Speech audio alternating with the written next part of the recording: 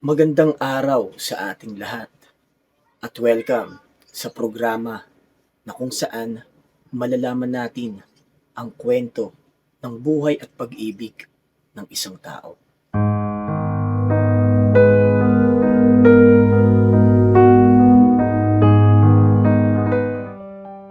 Dear Dudes, itago niyo na lang po ako sa pangalang Rosan. Ako po ay nakatira sa isang probinsya sa Visayas. Ako po ay 21 taong gulang. Sumulat po ako upang ikwento ang istorya ng aking buhay at ng aking pag-ibig. Ako po ay lumaki sa isang marangyang pamilya. Opo, mas nakakaangat po ang buhay namin kumpara sa iba. Pero, hindi po ako naging masaya. Ang aking ama po ay isang leader sa aming lugar. Malawak po ang aming lupain at marami kaming negosyo. Sa antas po ng buhay na meron kami, masasabi ko pong parang wala kaming problema. Kinakatakutan po ang aking ama sa aming lugar dahil siya po ang pinakamakapangyarihan. Napaka-istrikto po ng aking ama. Hatid sundo po ako sa paaralan, laging may bantay. At di rin po ako pwedeng makipagkaibigan. Kaya po, napakalungkot ng buhay ko. Lagi lang akong mag-isa at lagi lang akong nagmumukmok sa aking kwarto. Napakalawak po ng bahay namin, pero wala naman po akong kasama. Lagi po kasi silang wala. Laging wala po ang mga magulang ko. Wala din po akong kapatid. Nag-iisa lang po akong anak. Kaya sa kabila po ng mga yaman na meron kami, ay hindi po ako naging masaya. Ngunit nagbago po ang lahat ng ito nang makilala ko si Miguel. Si Miguel po ay anak ng isa naming hardinero at kalaunan ay nagtrabaho na rin po sa amin. Lagi ko po siyang pinagmamasdan mula sa bintana ng aking silid. Sa tuwing tinititigan ko siya, di ko mapigilang mamula. Lalo na po ng isang beses na makita niya akong nakatitig sa kanya. Kumaway po siya sa akin at ngumiti. Pero dahil sa taranta ko ay bigla po akong yumuko. Pero sa aking loob-loob ay para akong kinukuryente at sobrang bilis ng tibok ng aking puso. Di nagtagal ay naging magkaibigan po kami ni Miguel. Palagi niya akong pinapasyal sa mga lupaing aming nasasakupan. At sa araw-araw naming pagsasama, natutunan ko pong maging masaya. Nang kalaunan, dudes, ay tuluyan na kaming nahulog sa isa't isa. Di ko maipaliwanag ang sayang nararamdaman ko, lalo na nung inamin niya sa aking mahal niya ako. Nagtuloy-tuloy po ang aming relasyon at pagkikita. Ngunit ito po ay patago. Opo, dudes, patago ang aming relasyon. Dahil alam ko pong pag nalaman ito ng aking ama ay hindi siya papayag.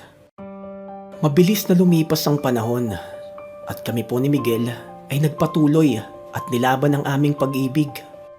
Meron po kaming tagpuan, dudes. Napakaganda po ng lugar na iyon.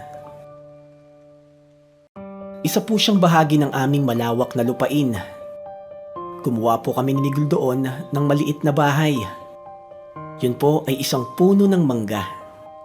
Gumawa rin po kami ng duyan doon at madalas doon po kami kumakain. Hanggang sa isang araw, muli kami nagkita ni Miguel sa aming tagpuan. Napansin niyang tila meron akong malaking iniisip. Kinausap niya ako at gusto niyang sabihin ko kung anong problema. Maluha-luha akong inamin ang lahat sa kanya. Sinabi ko kay Miguel na nagbunga ang aming pagmamahalan. Pagkasabi ko, dudes, niyakap niya ako ng mahigpit at sinabi niyang huwag akong mag-alala. Dahil kakausapin niya daw ang aking ama at tatanggapin niya daw kung anumang parusa ang gawin sa kanya. Papatunayan niya daw na malinis at totoo ang pagmamahal niya sa akin. Natapos ang gabing iyon at nawala na rin kahit papano ang aking pag-aalala. Ngunit ang takot ko sa aking ama ay nananatili dahil di ko alam kung anong gagawin niya. Dumating ang kinabukasan at yun din ang araw na sinabi ni Miguel na haharapin niya ang aking ama. Agad akong nag-asikaso at nagbihis habang naghihintay sa kanyang pagdating. Buong araw akong nakatitig sa bintana ng aking silid. Binabantayan ang bawat minuto at ang oras na lumilipas. Ngunit dumilim na pero hindi dumating si Miguel. Ano kaya ang nangyari sa kanya? Sobra po ang aking pag-aalala, dudes. Iniisip ko kung anong nangyari kay Miguel. Kung bakit hindi siya nagpunta at kung bakit hindi siya tumupad sa kanyang pangako. Kinabukasan ay nagpunta ako, dude, sa aming tagpuan. Hinintay ko siya ng buong araw ngunit hindi rin siya dumating. Pag-uwi ko ng bahay, sinalubong ako ng aking amang galit na galit. Sinabi niya sa akin bakit daw ako nagpaloko at pumatol sa isang hampas lupa. Sobra akong nabigla, dudes. Hindi ko alam kung paano nalaman ng aking ama. At biglang may sobre siyang inabot sa akin. Nakapaloob dito ang sulat ni Miguel na siya daw ay tuluyan ng umalis sa aming bayan.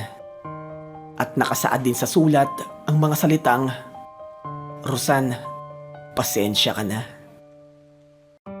Pasensya ka na kung pinaikot-ikot kita. Pasensya ka na kung ginamit kita. Pero di talaga kita mahal. At ang tanging nais ko lang ay mahulog ka sa akin nang mapakinabangan kita." Huminto ang aking mundo, dudes. At walang tigil ang aking pag-iyak. Lahat ng pagmamahal ko kay Miguel ay napalitan ng galit. Lumipas ang ilang buwan, dudes, at nagdesisyon akong tanggapin ang alok ng aking ama na tumungo sa ibang bansa upang doon isilang ang aking anak at doon magsimula ng bagong buhay. Kinabukasan, maaga pa lamang ay nakaayos na ang lahat ng aking mga gamit at handa na akong umalis upang tuluyang makalimutan ang lahat ng mga sakit at pangit na aking pinagdaanan. Habang nag-aantay sa aking sundo, mga ilang minuto rin akong nakatulala, dudes. Nakatulala sa bintana ng aking silid. At muling bumalik ang lahat ng alaala. Sa kabilang banda, hindi ko alam. Pero parang may bumubulong sa akin na magtungo sa tagpuan namin ni Miguel sa huling pagkakataon. Ginawa ko, dudes. Pumunta ako sa aming tagpuan. Habang palapit ako sa punong mangga, hindi ko napigilang umiyak dahil nakita kong tila sinunog ang bahay na ginawa namin ni Miguel doon. Pati ang tuyan na aming ginawa ay sira na din. Napaupo ako sa isang tabi. Napakalakas ng aking pag-iyak. At sa loob-loob ko, tinatanong ko si Miguel na bakit nagawa mo ito sa akin? Nakayuko ako nun, dudes, nang biglang pagtingala ko, may naaninag akong matandang lalaki. Pagkalapit niya sa akin, may inabot siyang sobre. Pagkuha ko nito, agad din siyang umalis. Binuksan ko ang sobre at binasa ko ang sulat na laman nito. Laking gulat ko. Sobrang laking gulat ko dahil ito ang mga nabasa ko. Mahal kong Rosan, una sa lahat, gusto kong magpasalamat dahil nakilala kita. Salamat sa lahat ng masayang alaala. Salamat dahil sa kabila ng estado ko sa buhay, nagawa mo kong mahalin. Salamat sa pag-ibig mong pinaramdam sa akin. Hinding-hindi ako magsasawang magpasalamat na naging parte ka ng buhay ko. Ikaw ang pinakamagandang nangyari sa akin. Mahal ko, sana mapatawad mo ako. Dahil alam kong sa mga oras na ito ay nagtataka ka kung bakit ako nawala, kung bakit ako biglang naglaho, at kung bakit hindi ako tumupad sa aking pangako. Hindi totoong lumayo ako sa iyo. Hindi totoong pera lang ang habol ko sa iyo. At mas lalong hindi totoong hindi kita minahal. Nung araw na nagkita tayo at inamin mo sa aking nagbunga ang ating pagmamahalan, sobrang natuwa ako. Hindi ko maipaliwanag ang sayang nararamdaman ko. Ngunit nung naghiwalay tayo, habang naglalakad ako pa uwi ng aming tahanan, hinarang ako ng mga armadong lalaki. Dinukot nila ako at sa mismong tagpuan natin dinala, ginapos at kinadena. Walang habas na bugbog ang aking natanggap, hanggang sa may isang lalaking nagtanggal ng aking piring. Laking gulat ko nung makita ko siya. Kasi mahal, yun ay ang iyong ama. Tinutukan niya ako ng baril sa aking ulo. Tinanong niya ako kung talagang mahal kita. Kaya sinigaw ko sa kanyang tenga na sobrang mahal kita. Pinapili niya akong layuan ka o buhay ko. Pero sinabi ko sa kanyang mas gugustuhin ko pang mamatay kaysa mawalay sa piling mo. Pinalo niya ako ng baril niyang hawak. Nawala ako sa sarili. Nagising na lang ako na puro apoy ang paligid. Unti-unting nilalamon ng apoy ang munting tagpuan nating dalawa. Kasabay din ang pagkasunog ng aking buong katawan. At sa muli kong pagdilat, nakita ko ang aking sarili na nakahiga, puno ng sugat at duguan.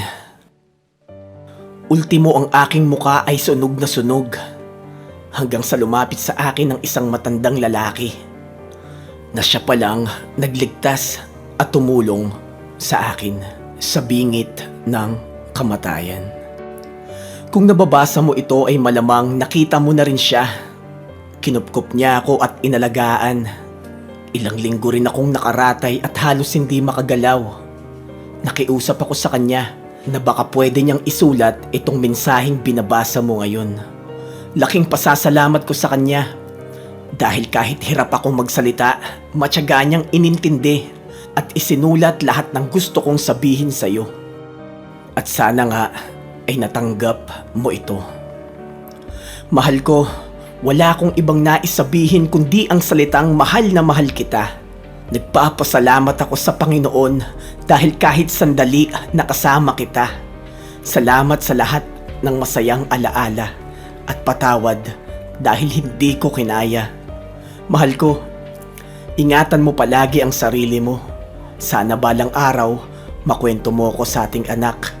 At lagi mong tatandaan, nandito lang ako, nakatingin at nagbabantay sa inyo. Agaran akong tumayo, dudes. Tumakbo at hinanap ang matandang lalaki. Nang matagpuan ko siya, tinanong ko kung nasan si Miguel. Dahil gustong gusto ko siyang yakapin. Gustong gusto kong humingi ng tawad sa kanya sa lahat ng ginawa sa kanya ng aking ama. Gustong gusto kong humingi ng kapatawaran dahil nagduda ako sa kanya. Dahil inisip ko na hindi niya ako mahal. Dahil inisip ko na ginamit niya lang ako. Pero dudes, huli na pala ang lahat. Dahil sinabi sa akin ng matandang lalaki na tuluyan nang bumigay ang katawan ni Miguel. Hindi niya kinaya ang lahat ng karumal-tumal na sinapit niya sa kamay ng aking ama. Wala na si Miguel. tuluyan niya na akong iniwan. Ang pinakamasakit pa, lahat ng ito ay kagagawan ng aking ama. Mga dudes, narinig at nalaman natin ang kwento ni Rosan. Sobrang grabe ng kanyang pinagdaanan. Gayunpaman, Rosan, kung nasan ka man ngayon, dapat patuloy kang lumaban. Lalo na't magkakaroon ka na ng anak. Magpakatatag ka lang. At para naman sa lahat ng mga dudes natin na gustong i-share o ibahagi ang kanilang kwento ng buhay at pag-ibig, makikita nyo po sa ating description kung saan nyo po pwedeng ipasa ang inyong mga storya. Yun lamang mga dudes. Maraming salamat.